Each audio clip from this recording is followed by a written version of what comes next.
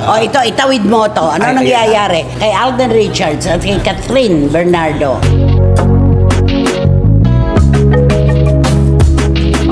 At ang pinakamatindi, tinutukan ng manonood ng mga naroon ang mga pinasalamatang pangalan ni Alden Richards. Ni isang banggit kay Catherine, wala. Oo.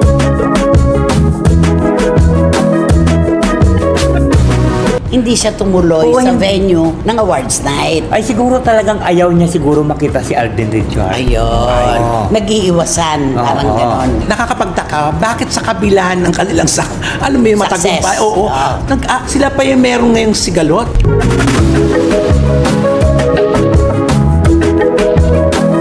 Alam mo, nag-iisip kayo ng mga tao, sino ang umayaw at si kanino? Sinong umayaw kanino? Sinong umiiwas kanino?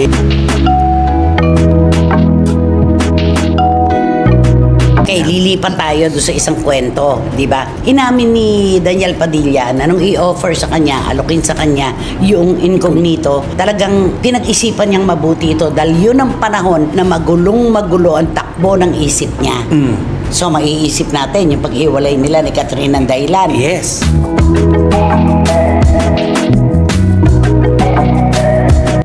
Bitiranang kolumnista na si Christopher Min, ibinuking ang pag-iwasan ni Catherine Bernardo at Alden Richards. Daniel Padilla, pinag-iisipan ang kasunod na gagawin.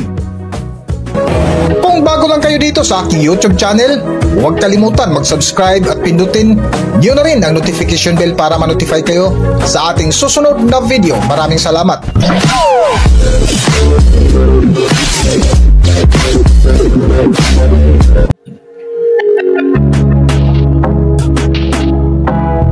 Welcome back to Philippine Celebrity Broadcast.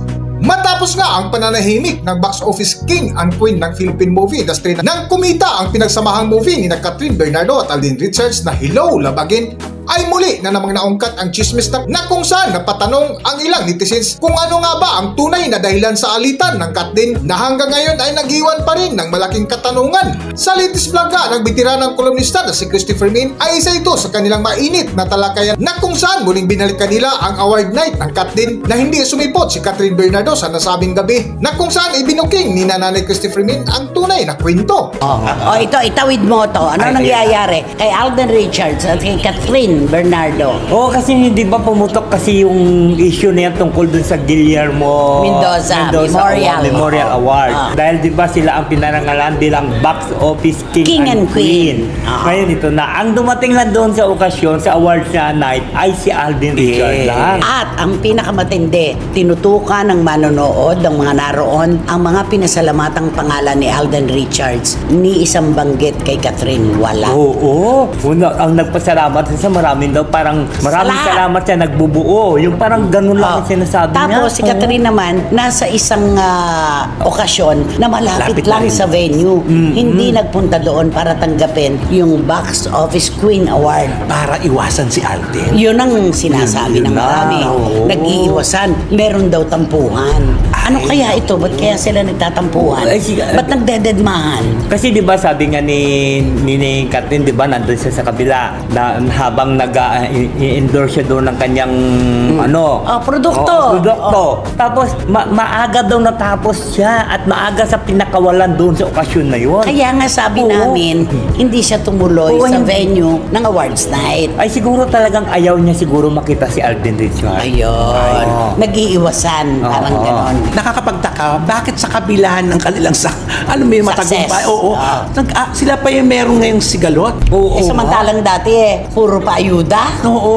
Alam mo, nag-iisip kayo ng mga tao, sino ang umayaw at si kanino? Sinong umayaw kanino? Sinong umiiwas kanino? Yun siguro. Nag-aalala kaya si Catherine na kapag nalaman ni Mayor Alcala ito?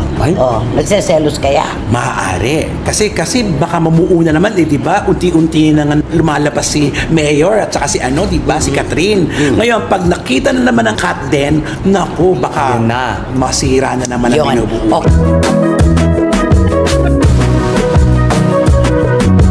Sa patuloy nga ng paksa ni Nanay Christopher Min ay napag-usapan nila ang aktor na si Daniel Padilla na kung saan sumintro ang kanilang kwentuhan sa kasalukuyang teleserye ng binata na Incognito na muntikan ng tanggihan ni Daniel dahil sa matinding pinagdaanan sa hiwalayan ni Catherine Bernardo. Okay, lilipan tayo doon sa isang kwento, di ba? Inamin ni Daniel Padilla na nung i-offer sa kanya, alokin sa kanya yung Incognito, talagang pinag-isipan niyang mabuti ito dahil yun ang panahon na magulong-magulo ang takbo ng isip niya. So maiisip natin yung pag-iwalay nila ni Catherine ng dahilan. Yes. Di ba? Correct. Pero napansin naman natin ngayon. Oo. Nakaigtad naman yung Daniel Padilla, di ba? At saka may napatunayan siya sa sarili niya na kahit wala siyang ka-love team, maaari siyang gumawa ng proyekto. At saka, bakit nga ba ganon ang tanong natin, di ba? Kailangan pang masaktan ng isang artista para lang may mahuhugot, para lang may puhunan, para may bubog, parang ganon, ano? Kailangan talaga. Kaya eto nga nawala na yung mga nag-e-expect na magkakabalikan si Daniel at si Catherine, di ba? Si Alden at si Catherine, lalong wala na rin yun. Dahil ang sabi nga, pinaikot lang daw sila at pinaasa. Ngayon, lumulutang yung kay Mayor Alcala at kay Catherine. Paano na ngayon yan? Sana sila lulugar? Wala nang cut din. Wala na rin Katnel. Wala na. Katnel. Katniel at saka Kat din, wala na. Oo. So ano na ngayon ang maiiwan sa puso ng mga tagahanga?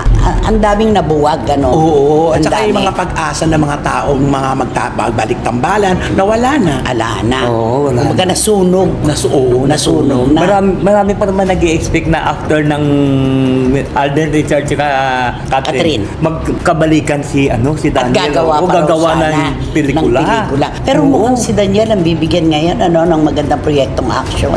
Oo. Dahil may napatunayan na siya, di Correct. ba? At saka magwawakas na kasi ang Incognito. Silang dalawa ni Richard Gutierrez ang lumutang talaga doon sa Incognito, di ba? Galing. Napakagagaling nila. Kaya sabi nga nila, hindi na kailangan ni Daniel ngayon ang isang Catherine Bernardo. Yun na. At si Catherine naman, syempre, nakita naman natin kung paano minaneho din niya yung kanyang karera nang wala si Daniel. Correct. Diba? Yung kanila naman ni Alden, paayuda. Yun. Ay, nako, nakakalungkot lang.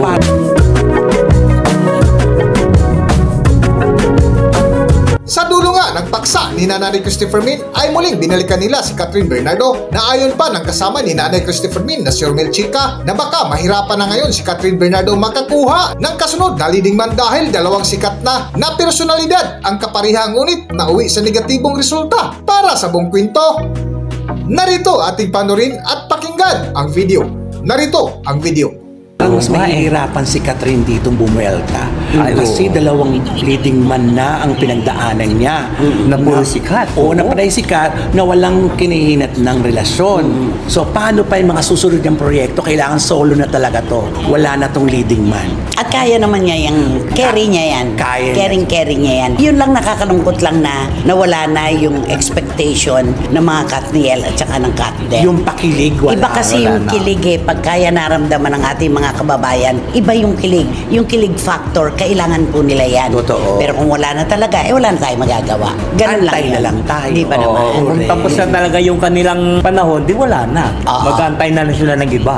Okay. Mag-aartista kaya si Mayor Alcala? O di, tawagan, bang pangalan niya? Katma? Markat. Mark. Di ba? Oo. Markat. Markat. Mark, Di- ano kaya? Katkal. Alcala. Mayor Alcala. Oo, di ba? Oo. Markat. Yeah, pwede din. Hindi, siguro mag-artista siya. Kasi nakikita naman natin ngayon. Nagtitiktok. Nagtitiktok siya. Sumasayaw. Gumaganong-ganon. Pinapanood mo sa akin. Gumaganong-ganon siya sa TikTok. Oo. Paano? Sabi niya, Wak. Dancer ka talaga. gumaganon siya. Dancer Sabi ka ko talaga. nga, magaling pala si Mayor Mark Sumaya. At loose pa yung damit niya doon, ha? Nakabarong. Ano, nakabarong siya nun? Nakabarong. At saka gumagawa po siya habang, alam mo yun, habang tumatagal. Kasi nga, may Catherine Bernardo na inuugnay sa kanya. Ayun. Diba? Sumikat, di ba? Alam mo yon, sikat na siyang politiko sa kanilang bayan, Nadagdagan, sa lalo. kanilang syudad. Pero nagkaroon pa na matinding marka dahil Catherine Bernardo, yun nauugnay sa pangalan niya. Oo. Paano ka pa?